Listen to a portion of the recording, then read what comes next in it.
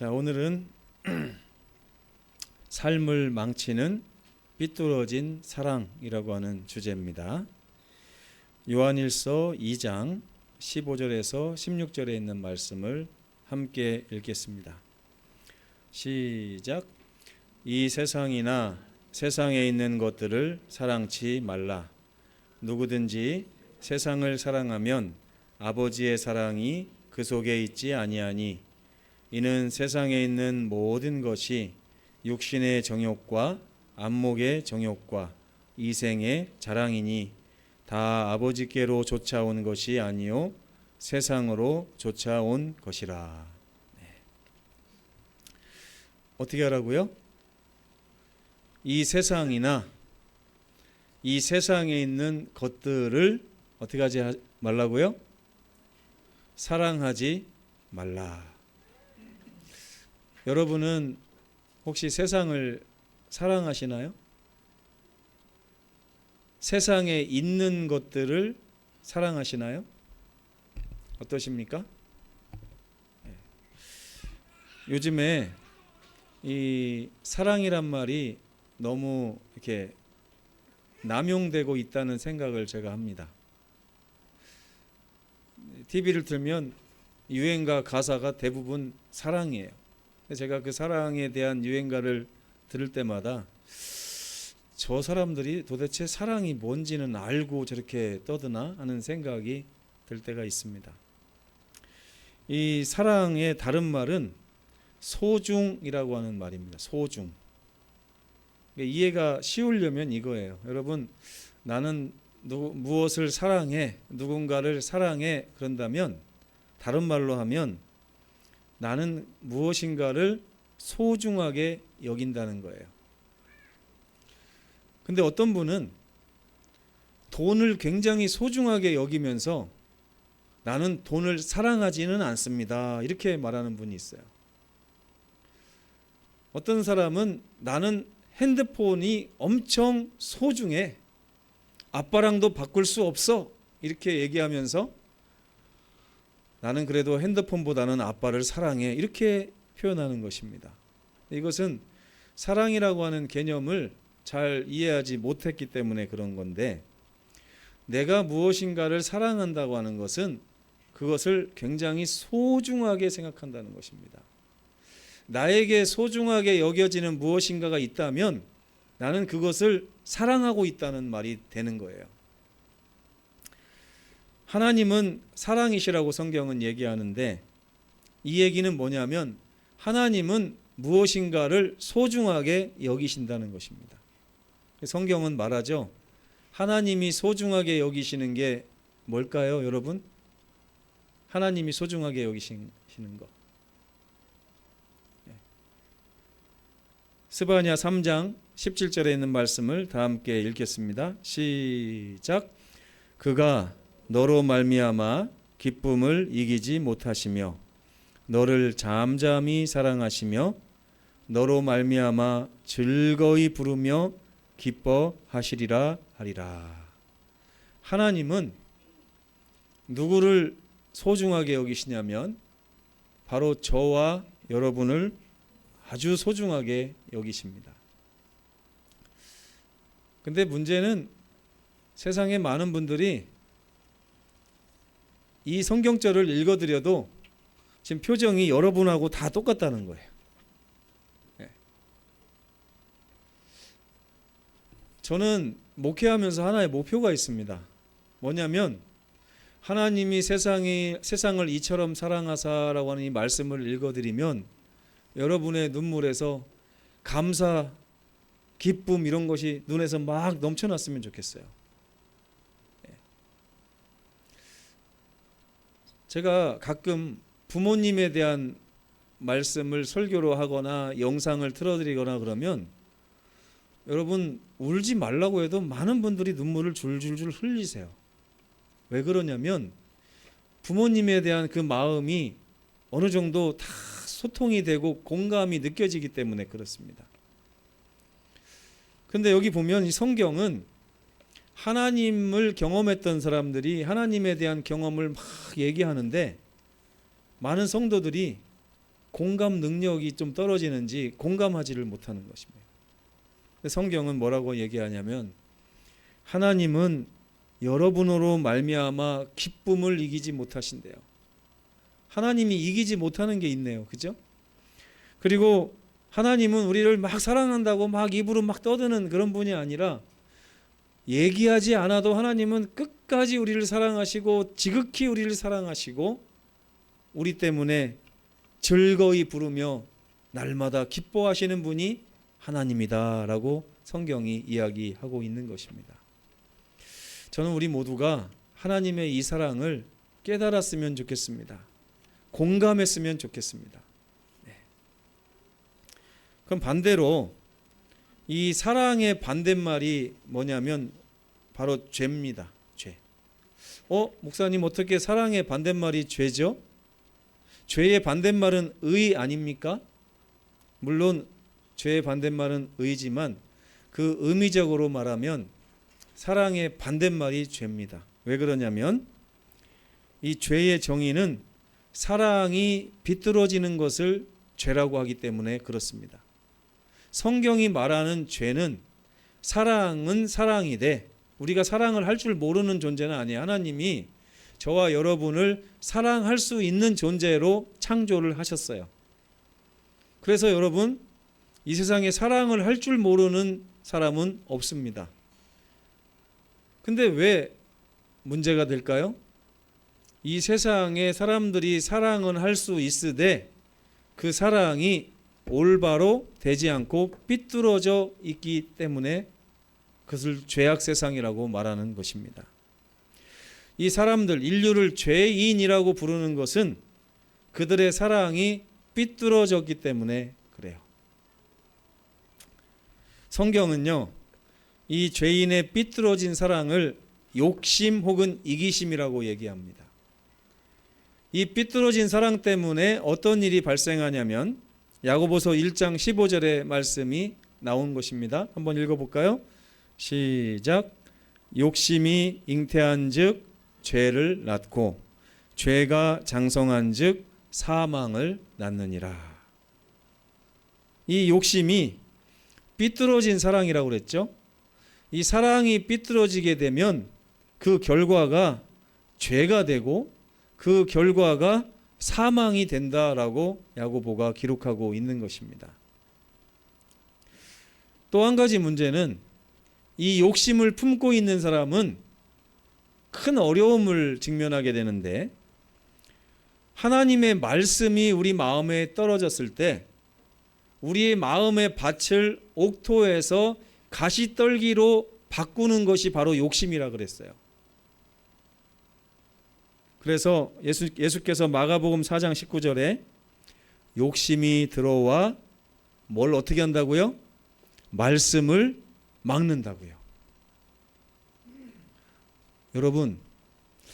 여러분은 안식일에 하나님께서 저를 통해서 하시는 말씀이나 또한 교과를 통해서 주시는 말씀이 여러분의 마음에 자꾸 결실이 되는 편입니까? 아니면 무엇인가에 자꾸 막혀서 결실이 되지 않는 편입니까?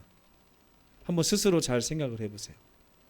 만약에 하나님의 말씀이 우리 마음에서 결실이 잘 안 맺어진다면 무엇 때문이라고요?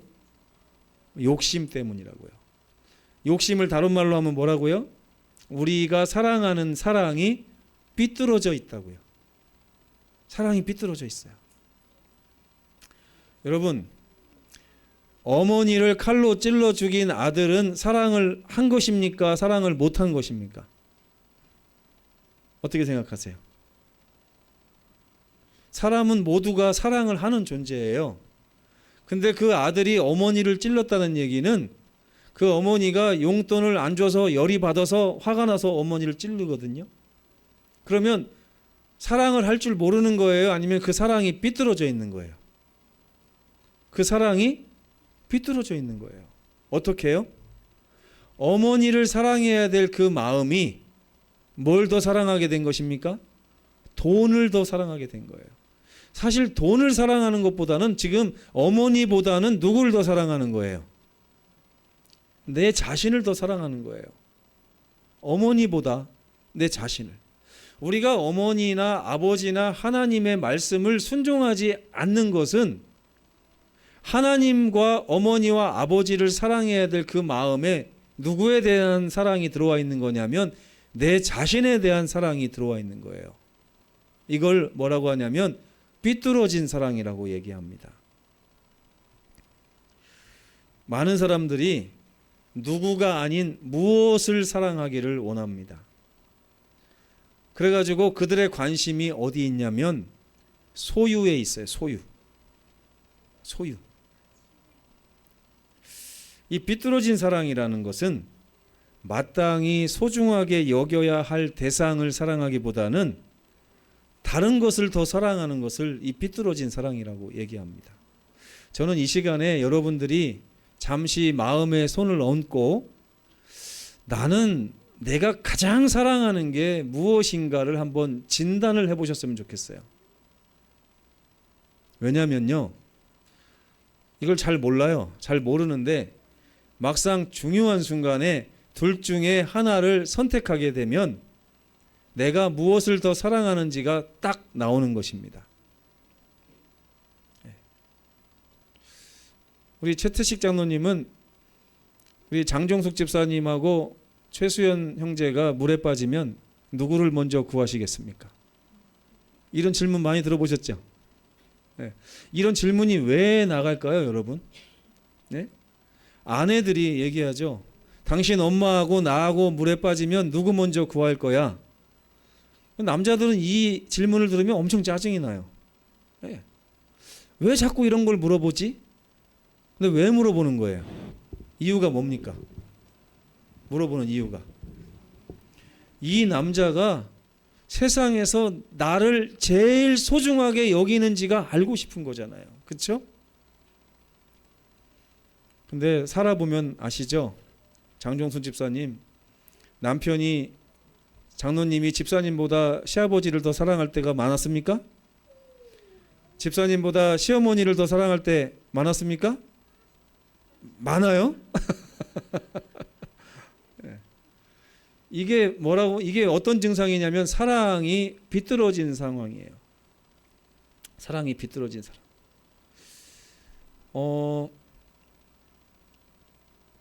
최 장로님이 장종숙 집사님을 세상에서 가장 사랑한다고 그러면 그건 비난의 대상이 됩니까? 존경의 대상이 됩니까? 존경의 대상이 돼요. 왜? 마땅히 사랑해야 될 분을 진정으로 사랑하기 때문에 그래요. 그런데 최 장로님이 장종숙 집사님보다 최수연 형제를 더 사랑한다. 그러면 이것은 존경받을 일입니까? 아니면 뭔가 문제가 있습니까? 예전에 올감이라는 영화 아세요, 여러분? 올감이라는 영화. 어머니가 자기 아들을 사랑하는 그 사랑을 며느리한테 뺏기기 싫어가지고 엄청난 문제가 생기는데 이걸 영화로 만든 게 올감이었어요. 그렇죠? 성경에 보면요, 로마서 1장 22절 하나님이 우리들의 삐뚤어진 이 사랑에 대해서 말씀하시는 장면이 나옵니다. 한번 읽어보겠습니다. 시작. 스스로 지혜 있다 하나 어리석게 되어 썩어지지 아니하는 하나님의 영광을 썩어질 우상으로 바꾸었느니라. 이 얘기는 뭐예요? 우상하고 하나님 중에 어떤 것을 먼저 구할 것이냐라고 물었을 때 이 사람들이 뭐라고 대답한다는 거예요? 나는 우상을 먼저 건지겠습니다. 말하자면 성경하고 내 금고가 동시에 바다로 딱 빠져들어가면 나는 뭘 더 건지겠다는 거예요? 먼저 금고를 먼저 꺼내겠다는 얘기예요. 금고를. 이것을 우상숭배라고 합니다. 잘못된 삐뚤어진 사랑을 우리가 행사하며 사는 것을 우상숭배라고 그래요. 뭐 이렇게 핸드폰 같은 거를 만들어 놓고 거기다 절하고 이런 걸 우상숭배라고 하는 것이 아니라 이 핸드폰을 소중하게 여기는 마음이 하나님을 소중하게 여기는 마음보다 더 앞서는 것을 우상숭배라고 해요.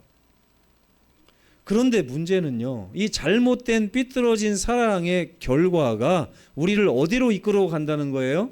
사망으로 이끌어 간다는 거예요. 사망으로. 그래서 예수께서 다음과 같이 말씀하십니다. 시작. 삼가 모든 탐심을 물리치라. 사람의 생명이 그 소유에 넉넉한 데 있지 아니하니라. 우리 정기엽 집사님이 통장에 2천억이 있다고 한번 생각을 해보십시오. 상상해 보셔야 됩니다. 지금 제가 물어볼 거니까요. 상상을 딱 해보시니까 행복합니까? 행복하지 않습니까? 정기엽 집사님 2천억 되게 좋죠? 상상만 해도. 근데 제가 그 돈을 뺏지 않고서도 정기엽 집사님을 순식간에 불행하게 만들어줄 자신이 있습니다. 어떻게 해요? 집사님의 가족이 이 세상에 아무도 없어요. 혼자만 있습니다. 혼자 2천억 다 써야 돼요. 그러면 혼자 2천억을 갖는 길이 더 좋아요? 아니면 지금 통장에 있는 돈 가지고서 가족들하고 같이 사는 게 좋아요? 정기엽 집사님. 1번이 좋아요? 2번이 좋아요? 제가 예전에 이 질문을 우리 집사람한테 했더니 우리 집사람이 1번이 좋답니다. 너무 힘들어서 가족들이 다 나갔으면 좋겠대요. 요번에 제가 휴가를 제주로 갔다 왔더니 집사람이 일주일 동안 아주 그냥 살판 났더라고요. 근데 여러분 이게 오래가지 않아요. 오래가지 않습니다. 저도 가끔요 가정에서 벗어나고 싶을 때가 있거든요. 그러면 막 출장 갈 때 마음이 아주 홀가분하고 좋다가 하룻밤만 딱 자고 나면 애들이 보고 싶은 거예요.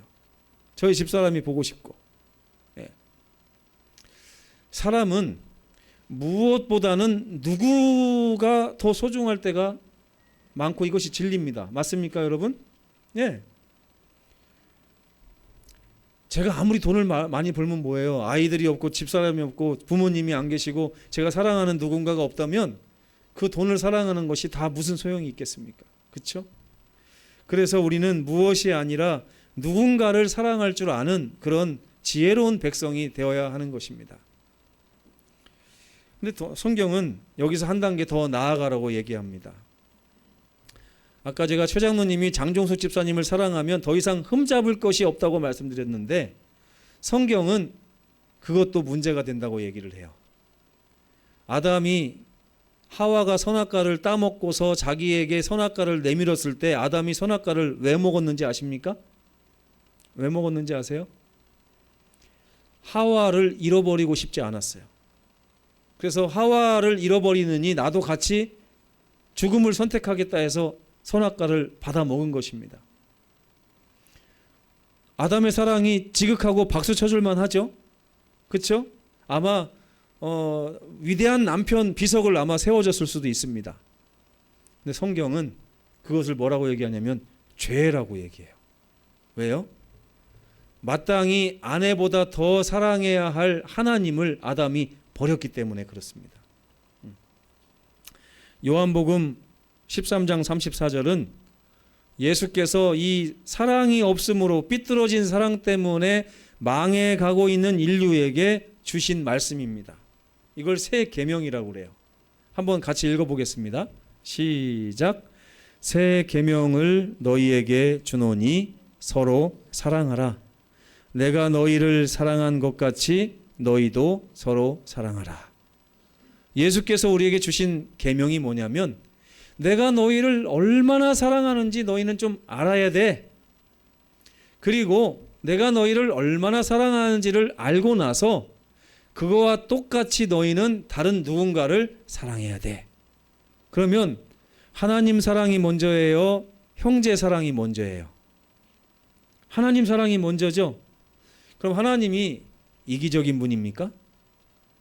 네 아내를 사랑하는 것보다 나를 먼저 사랑해야 된다. 이기적인 거예요? 인간의 관점에서 봤을 때는 하나님이 이기적이십니다. 그러나 하나님은 내가 내 아내를 사랑하는 것보다 더 사랑하십니다. 아멘입니까, 여러분? 다른 말로 하면 최태식 장로님이 장종숙 집사님을 목숨처럼 사랑한다고 입만 열면 얘기한다고 할지라도 하나님이 장종숙 집사님을 사랑하시는 그 사랑에 비하면 아무것도 아니에요. 그렇기 때문에 우리는 내가 내 아내를 사랑하는 사랑보다 하나님이 내 아내를 사랑하는 사랑이 크다는 것을 인정하고 믿고 내 아내를 내가 사랑하는 그 사랑보다 더 큰 사랑으로 하나님을 사랑해야 하는 것입니다. 근데 여러분 어때요? 우리 사랑은 올바른 사랑입니까? 현재 우리 사랑은 삐뚤어진 사랑입니까?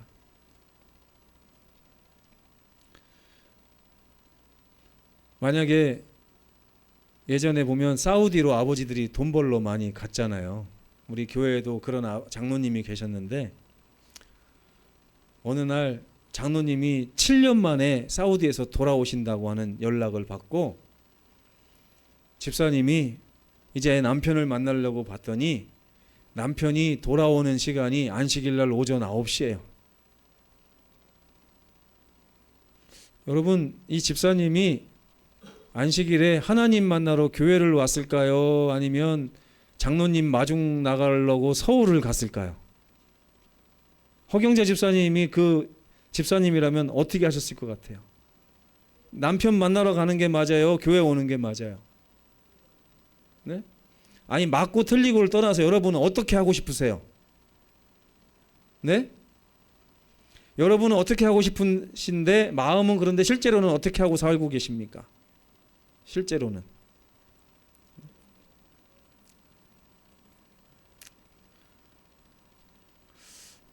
내가 아주 친하게 지내는 누군가가 결혼식을 한다고 하는데 평생의 결혼식이 한 번인데 네? 어떻게 상견례를 하다 보니까 날짜를 안식일로 잡았어요. 그럼 여러분 안식일에 교회 와야 됩니까? 결혼식장에 가야 됩니까? 뭐 이런 문제들이 전부 다 우리 사랑이 삐뚤어져 있는지 바로 잡혀 있는지를 결정하는 문제들입니다. 네. 때때로 어떤 분들은 안식일에 캠핑을 가기도 해요. 때때로 어떤 분은 안식일에 시험을 보러 가기도 합니다. 때때로 어떤 분은 안식일에 가족의 모임이 있어서 거길 꼭 가야 되고 어떤 분은 제사를 지내러 가야 되고 여러 핑계를 대면서 안식일을 제가 범한다고 표현하고 싶지는 않습니다. 이거는 하나님을 잠깐 뒤로 밀어놓은 거예요. 하나님에 대한 사랑을 밀어놓고 내가 사랑하는 다른 누군가, 내가 더 소중하게 여기는 무엇인가를 찾아 지금 발길을 옮긴 것이 되는 것입니다. 그래요? 안 그래요? 새 계명을 하나님께서 주셨어요. 가장 먼저 사랑해야 될 대상은 우리 하나님이시고 하나님을 사랑하면 세상의 모든 나의 사랑하는 모든 것들이 다 제자리를 찾게 된다는 것이 성경의 기별입니다. 요한일서 4장 21절을 함께 읽겠습니다. 시작. 우리가 이 계명을 주께 받았나니 먼저 하나님을 사랑하는 자는 또한 그 형제를 사랑하게 될 것이다. 영생은요, 우리가 사랑하는, 우리가 소중히 여기는 것이 과연 무엇이냐에 따라 결정됩니다. 성경이 말하는 영생은 무엇을 사랑하는 것이 아니라 누군가를 사랑하는 것이 영생이고 누군가 인간을 사랑하는 것보다는 인간 위에 계신, 인간을 나보다 더 사랑하실 수 있는 하나님을 먼저 사랑하며 그 사랑에 내 모든 마음을 갖다 내어놓고 하나님과 교제하는 것을 영생이라고 하는 것입니다. 여러분, 그리스도인들은 하나님을 가장 소중히 여길 줄 아는 사람들이 바로 그리스도인입니다. 이게 정죄하는 건 좋지 않아요. 왜 장로님 오늘 안식일인데 딴 데 가셨습니까? 이렇게 일일이 얘기할 수가 없어요. 우리가 그거는 형제를 사랑하라고 하는 예수님의 계명을 우리가 어기는 거예요. 예수님의 계명을 어긴다는 얘기는 예수님의 말씀보다 내 생각을 더 위에 둔다는 얘기이기 때문에 나조차도 새 계명 아래 있지 않다는 말이 되는 것입니다. 그러나 여러분, 이 계명은요, 하나님을 사랑하고 이웃을 사랑하라고 하는 이 계명은 영원히 사람이 안전할 수 있는 삶에 대한 하나님의 지침입니다. 이 지침을 하나님이 우리에게 주셔가지고 우리가 영원토록 행복할 수 있는 길을 열어 놓으신 거예요. 첫째, 우리는 누구를 사랑해야 됩니까? 하나님을 사랑해야 돼요. 그런 다음에 이웃과 형제를 사랑하고 그런 다음에 우리 삶을 풍요롭게 하는 내 소유와 물질들을 사랑할 수 있어야 이것이 진정으로 하나님의 사랑의 백성이라고 말할 수 있는 것입니다. 여러분의 삶의 목적이 무엇에 가 있다면 고치시기 바랍니다. 바꾸셔야 돼요. 여러분의 삶의 목적과 포커스가 어떤 사람에게 가 있다면 이것도 여러분 다시 생각해 보셔야 됩니다. 여러분의 삶의 포커스가 하나님께 향하고 있다면 하나님은 여러분의 주변의 사람들도 모두 사랑하게 해주실 것이고 여러분의 소유와 재물도 넉넉하게 해주신다고 성경은 약속해 주셨습니다. 마태복음 6장 33절에 너희는 먼저 그의 나라와 그의 의를 구하라. 그리하면 이 모든 것을 너희에게 더하여 주시리라 그러셨습니다. 여러분 하나님의 말씀을 신뢰하십니까? 신뢰하신다면 가장 먼저 하나님의 말씀에 귀를 기울이고 그분과 교제하는 일에 여러분의 삶을 내어 맡기시기를 간절히 바랍니다. 일의 결국을 다 들었으니 먼저 하나님을 경외하고 그의 명령들을 지킬지어다. 이것이 모든 사람의 첫 번째 본분이니라 하고 솔로몬은 이야기하고 있습니다. 삶을 망치는 것은 우리들의 삐뚤어진 사랑입니다. 이 삐뚤어진 사랑을 주께서 십자가를 통해서 고쳐주시려고 오늘 여러분 앞에 서 계신 것입니다. 주님의 음성을 듣고 여러분의 삐뚤어진 사랑이 주 안에서 온전히 서시게 되는 아름다운 사랑이 되시기를 간절히 바라면서 오늘 말씀을 마치겠습니다.